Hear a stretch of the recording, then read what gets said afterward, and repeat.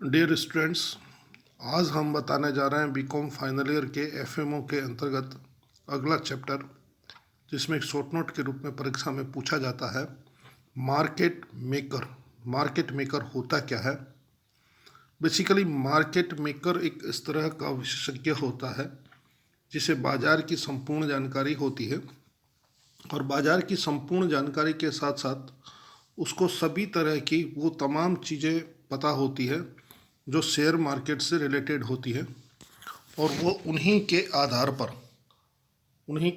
का मतलब है कि जैसा उपभोक्ता चाहता है उसी प्रकार का वो कार्य करता है। सरल शब्दों में यदि हम देखें और समझने की कोशिश करें तो आप देखिए, मार्केट मेकर किसी विशिष्ट प्रतिभूति में निर्दिष्ट एक विशेषज्ञ होता है। यह एक ही समय में आमंत्रित करता या बोली लगाने वाले या प्रस्तावक दोनों ही भूमिका का निर्वाह करता है। यानी ये बोली लगाने का भी काम करता है और प्रस्ताव भी यही लेके आता है, और ये एक तरह का मीडिएटर की तरह कार्य करता है। किसी प्रतिभूति का उद्वत मूल्य जो प्रतिभूति के संभावित विक्रेता को भुगतान किया जाता है उसे आमंत्रण मूल्य कहा जाता है। यानी कितने में बिक सकती है प्रतिभूति, क्या उसकी मार्केट प्राइस हो सकती है, वो भी डिसाइड यही करता है। और ये भाव तोल कम ज़्यादा सारे डिसाइड करता है, तथा किसी संभावित क्रेता से जो प्रतिभूति का मूल्य वह उसे प्राप्त करेगा उसे प्रस्तावित मूल्य कहते हैं, कि भाई अपन कितने में बेच सकते हैं और ग्राहक कितने में ले सकता है। मार्केट मेकर मार्जिन आवश्यकता से भी मुक्त रहता है, वो किसी प्रकार की आपस में मार्जिन नहीं रखता, जो होता है वही रहेगा। क्रेता और विक्रेता के बीच एक समझौते और कड़ी के रूप में कार्य करता है, तथा वह स्टॉक एक्सचेंज द्वारा बनाए गए नियमों, जो हमारा स्टॉक एक्सचेंज मार्केट है उसके जो नियमों हैं, उपनियम है आदि की व्यवस्था के अनुरूप कार्य करता है। मार्केट मेकर को निर्गमन के पश्चात पूंजी का कम से कम 5% इन्वेस्टरी के रूप में रखना होता है।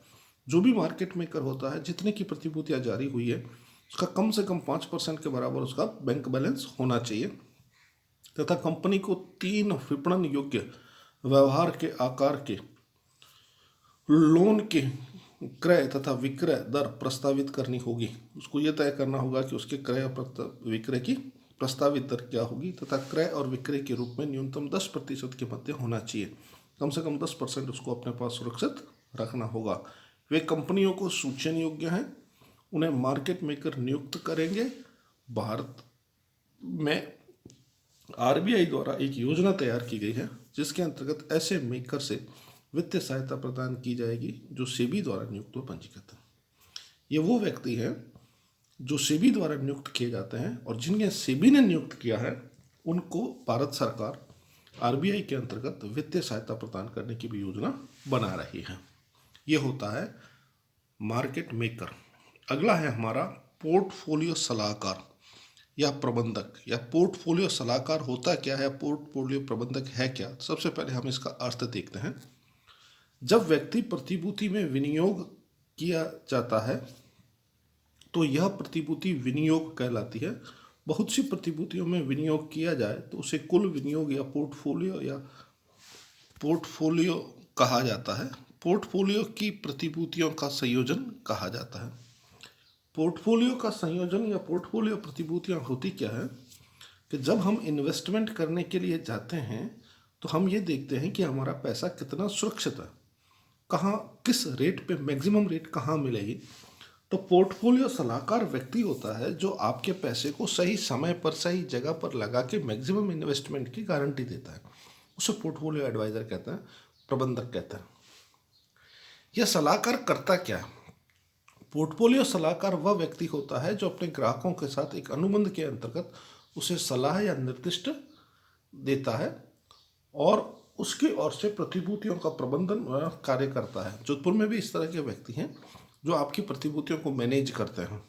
अब बता दें कि मेरी ये प्रतिभूति इतने रुपए तक बेचनी है, तो जैसे ही वो भाव आता है आपको मैसेज डाल देता है, सर ये भाव है, आज बेचना हो तो बताओ। आप कहते हो कि मेरे को खरीदनी है, ये कम से कम भाव आए तो मुझे खरीदनी है, तो जिस दिन भी वो भाव आएगा उस दिन वो आपका सौदा करवा देगा। वो पोर्टफोलियो सलाहकार होता है। वो सभी प्रकार के प्रतिभूतियों की पूर्ण जानकारी रखता है।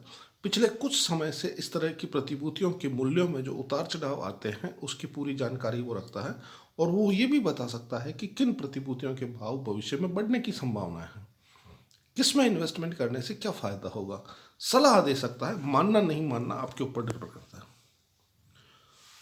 उसी कोष की प्रबंध व्यवस्था करते हैं। पोर्टफोलियो सलाहकार सलाह देने से पूर्व व्यक्तिगत विनियोगता की जानकारी प्राप्त करता है। कोई भी सलाहकार सलाह देने से पहले वो सोचता है कि इनकी इन्वेस्टिंग कैपेसिटी कितनी है, जैसे उसकी आयु क्या है, उसका दायित्व क्या है, संपत्तियां क्या है, पोर्टफोलियो की आवश्यकता क्यों है, आय की प्राप्ति क्या है, पूंजी की तरलता है, जोखिम है, कर भुगतान इत्यादि, ये सारी की जानकारी वो रखता है। पोर्टफोलियो सलाहकार जो व्यक्ति होता है उसका सेबी में रजिस्ट्रेशन होता है। तो अब प्रश्न ये उत्पन्न होता है कि उसका पंजीयन कैसे किया जाए। तो पंजीयन की प्रक्रिया क्या है। सेबी बोर्ड के यहाँ पोर्टफोलियो मैनेजर को पंजीयन प्रमाण पत्र प्राप्त करने के लिए फॉर्म ए में आवेदन पत्र देना पड़ता है, जिसमें निम्न सूचनाएं देनी आवश्यक है। आवेदक की आवश्यक संसाधन की जानकारी देनी पड़ती है कि उसके पास संसाधन कितने हैं, जैसे स्थान कितना है, उपकरण कितने हैं, टेलीफोन इत्यादि। पोर्टफोलियो व्यवस्था से संबंधित ही व्यक्तियों की नियुक्ति संबंधी जानकारी भी देनी पड़ती है। सॉरी, पूंजी पर्याप्त की आवश्यकता की शर्तों का पालन करना आवेदन के लिए आवश्यक होता है कि उसकी पूंजी कितनी है तो पर्याप्त है या नहीं है। आवेदक तथा इसके संचालक किसी भी प्रतिभूति बाजार में मुकदमेबाजी में संलग्न नहीं होने चाहिए। इसकी वो जानकारी प्राप्त करता है कि जिसने आवेदन किया है उसका किसी प्रकार का कोई कोर्ट केस वगैरह तो नहीं चल रहा। आवेदक को शासकीय मान्यता प्राप्त संसाधनों से कानूनी, लेखा, व्यावसायिक प्रबंध आदि में व्यावसायिक योग्यता होना आवश्यक है। जो भी इस तरह का कार्य करेगा उसको कम से कम ICWA या CS या ऐसा कोई जानकारी प्रोफेशनल कोर्स होना आवश्यक है। पोर्टफोलियो मैनेजर के आवश्यक उत्तरदायित्व। अब आपने सर्टिफिकेट ले लिया, फॉर्म ए में आपका रजिस्ट्रेशन हो गया। रजिस्ट्रेशन होने के बाद में आपकी कुछ लाइबिलिटीज क्रिएट हो जाती है। तो आपका दायित्व क्या है। पोर्टफोलियो मैनेजर प्रबंध के लिए ग्राहकों से 5 लाख रुपए से कम का कोष या प्रतिभूति स्वीकार नहीं कर सकता। 5 लाख तक का कोष वो स्वीकार कर सकता, उससे कम का नहीं कर सकता। पोर्टफोलियो मैनेजर ग्राहक के कोष को एक ट्रस्टी के रूप में प्रयोग करेगा, एक ट्रस्ट बनाएगा, और ट्रस्टी जिस प्रकार से कार्य करता है उस प्रकार से वह भी कार्य करेगा। पोर्टफोलियो मैनेजर सभी ग्राहक के कोष अनुसूचित व्यापारिक बैंक में अलग अलग खाते में रखेगा, जिसका जैसा सबके अलग अलग अकाउंट्स बना के रखेगा। पोर्टफोलियो मैनेजर ग्राहक की ओर से राशि उधार नहीं ले सकता और प्रतिभूतियां तीसरे पक्ष को ऋण के रूप में नहीं दे सकता। ऐसा नहीं हो सकता कि किसी से ली और आगे ले जाके किसी को लोन पे दे दी, नहीं कर सकता। पोर्टफोलियो मैनेजर को ग्राहक से प्राप्त शिकायत का शीघ्र निवारण करना चाहिए और इस पर तुरंत कार्रवाई करनी चाहिए। जो भी अगर कोई ग्राहक से संबंधित शिकायत आई है तो उसका तुरंत निवारण करेगा और तुरंत उसका समाधान भी निकालेगा। पोर्टफोलियो मैनेजर का ग्राहक के साथ अनुबंध। पोर्टफोलियो मैनेजर ग्राहक के कोषों का प्रबंध करने से पूर्व एक लिखित अनुबंध या समझौता तैयार करता है, जिसमें निम्न बातें सम्मिलित की जाती है। निवेश के लिए सेवाएं उपलब्ध होगी, उपकरण के प्रकार बताएगा। अब पोर्टफोलियो में निवेश की अवधि के बारे में वो बताएगा, कितनी अवधि के लिए पोर्टफोलियो मैनेज किया जा रहा है।